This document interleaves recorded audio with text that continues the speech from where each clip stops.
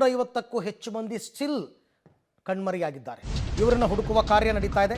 ಕಾರ್ಯಾಚರಣೆ ಇವತ್ತು 3,000 ಜನ ಭಾಗಿಯಾಗ್ತಿದ್ದಾರೆ ಕಾರ್ಯಾಚರಣೆಗೆ. ನಿನ್ನೆ 2,500 ಜನ ಇದ್ರು. ಬಂಡೆಗಳ ಕೆಳಗೆ, ಕೆಸರು, ಕಾಡಿನ ಅಂಚಿನಲ್ಲಿ ಶವಗಳಿಗೋಸ್ಕರ ಶೋಧ ನಡೀತಾ ಇದೆ. ನದಿ ಪಾತ್ರದ ಪ್ರದೇಶಗಳನ್ನು ಜಾಲಾಡಿ ಶೋಧ ಕಾರ್ಯ ಮುಂದುವರಿತಾ ಇದೆ.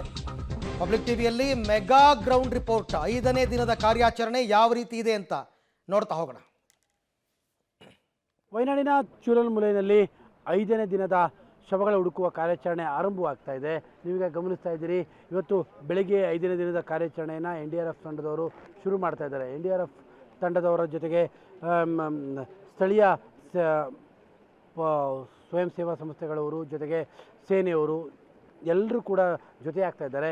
ಇವತ್ತೂ ಕೂಡ 3,000ಕ್ಕೂ ಹೆಚ್ಚು ಜನರು ಈ ರೀತಿಯಾಗಿ ತಂಡೋಪತಂಡವಾಗಿ ಹೋಗ್ತಾ ಶವಗಳ ಹುಡುಕಾಟವನ್ನು ಕೂಡ ನಡೆಸ್ತಾರೆ. ಪ್ರಮುಖವಾಗಿ ಚೂರಲ್ಮಲೈ ಭಾಗ, ಜೊತೆಗೆ ಮುಂಡಕವನ ಭಾಗ, ಜೊತೆಗೆ ಇಡೀ ಒಂದು ಏನು ಚೂರಲ್ಮಲೈ ನದಿ ಪ್ರವಾಹದ ಹಾದಿಯನ್ನು ಏನು ಸೃಷ್ಟಿ ಮಾಡ್ಕೊಂಡ್ಬಂದಿದೆಯೋ ಆ ಹಾದಿಯ ಉದ್ದಕ್ಕೂ ಕೂಡ ಹೆಣಗಳ ಹುಡುಕಾಟವನ್ನು ನಡೆಸ್ತಾರೆ. ನಿನ್ನೆ ಇಡೀ ದಿನವೂ ಕೂಡ ಇದೇ ರೀತಿಯಂಥ ಹುಡುಕಾಟವನ್ನು ನಡೆಸಿದರು. ನಿನ್ನೆಯೂ ಕೂಡ ಮಳೆ ಕಡಿಮೆ ಆಗಿತ್ತು, ಹಾಗಾಗಿ ಕಾರ್ಯಾಚರಣೆಯು ಕೂಡ ಒಂದು ಹಂತದಲ್ಲಿ ಯಶಸ್ವಿಯೂ ಕೂಡ ಆಗಿತ್ತು. ನೀವು ಬಹುದೂರದಲ್ಲೂ ಸಾಕ್ತಾ ಇದ್ದಾರೆ.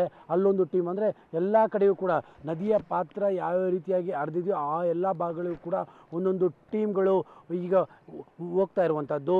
ಅಂದರೆ ಎಲ್ಲರೂ ಕೂಡ ಒಟ್ಟಾಗಿ ಸೇರಿಕೊಂಡು ಈಗ ಶವಗಳ ಹುಡುಕಾಟವನ್ನು ನಡೆಸ್ತಾ ಇದ್ದಾರೆ. ಯಾಕಂದರೆ ಕೇರಳ ಸರ್ಕಾರ ಸ್ಪಷ್ಟವಾಗಿ ಹೇಳಿದೆ, ಒಂದೇ ಒಂದು ಮೃತದೇಹವನ್ನು ಕೂಡ ನಾವು ಹುಡುಕದೆ ಬಿಡೋದಿಲ್ಲ, ಪ್ರತಿಯೊಬ್ಬರ ಅಂತ್ಯ ಸಂಸ್ಕಾರವನ್ನು ಕೂಡ ಭಾಳ ಗೌರವಯುತವಾಗಿ ನಡೆಸ್ತೇವೆ ಎನ್ನುವಂಥದ್ದನ್ನು ತಿಳಿಸಿದ್ದಾರೆ. ಆ ಕಾರಣಕ್ಕೋಸ್ಕರವಾಗಿಯೇ 5ನೇ ದಿನದ ಕಾರ್ಯಾಚರಣೆಯನ್ನು ಕೂಡ ಚುರುಕು ಮಾಡಿರುವಂಥದ್ದು.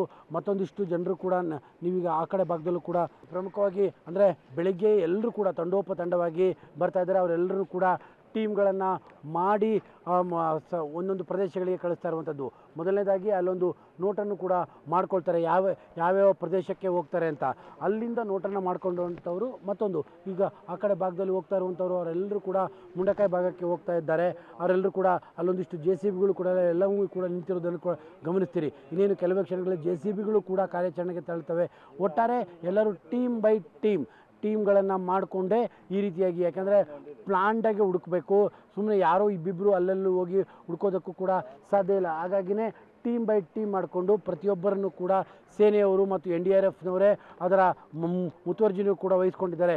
ಯಾವ ಟೀಮ್ಗಳು ಯಾವ್ಯಾವ ಭಾಗಕ್ಕೆ ಹೋಗಿದ್ದಾವೆ ಅನ್ನುವಂಥದ್ದರ ಪಟ್ಟಿಯನ್ನು ಮಾಡಿಕೊಂಡು ಈಗ ಕಾರ್ಯಾಚರಣೆಗೂ ಕೂಡ ಇಳಿಸ್ತಾ ಇದ್ದಾರೆ. ಇವತ್ತು 5ನೇ ದಿನದ ಕಾರ್ಯಾಚರಣೆ. 5ನೇ ದಿನದ ಕಾರ್ಯಾಚರಣೆಯು ಕೂಡ ಈಗ ಬೆಳಿಗ್ಗೆ ಶುರುವಾಗ್ತಾ ಇದೆ. ಮತ್ತು ಈಗ ಮಳೆಯೂ ಕೂಡ ಇಲ್ಲದಂತಹ ಕಾರಣಕ್ಕೋಸ್ಕರವಾಗಿ ಕಾರ್ಯಾಚರಣೆಯ ಕೆಲಸವೂ ಕೂಡ ಭಾಳ ಸುಲಭವಾಗಿ ಇದ್ದಂತೆ ಕಾಣ್ತಾ ಇದೆ. ಅಂದರೆ ಮಳೆ ಇದ್ದರೆ ಕಾರ್ಯಾಚರಣೆ ಭಾಳ ಕಷ್ಟ, ಆದರೆ ಇವತ್ತು ಮಳೆಯೂ ಕೂಡ ಇಲ್ಲದಂತಹ ಕಾರಣಕ್ಕೋಸ್ಕರವಾಗಿಯೇ ಈಗ ಕಾರ್ಯಾಚರಣೆಯನ್ನು ಬೆಳಗ್ಗೆಯೇ ಶುರು ಮಾಡಿದ್ದಾರೆ. ಸೋಮವಾರ ರಾತ್ರಿ ಆಗಿರುವಂತಹ ದುರಂತ ಇದು. ಇವತ್ತಿಗೆ 5ನೇ ದಿನ.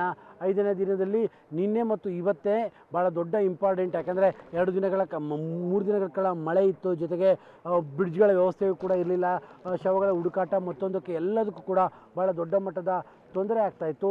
ಆದರೆ ನಿನ್ನೆಯಿಂದಲೂ ಕೂಡ ಆ ವ್ಯವಸ್ಥೆ ಸುಧಾರಿಸಿದೆ. ಹೀಗಾಗಿಯೇ ಇವತ್ತಿನಿಂದ ಕಾರ್ಯಾಚರಣೆಯು ಕೂಡ ಚುರುಕುಗೊಳ್ತಾ ಇದೆ. ಕ್ಯಾಮರಾ ಪರ್ಸನ್ ಕಾರ್ತಿಕ್ ಜೊತೆ KP Nagaraj, public TV, Wayanad.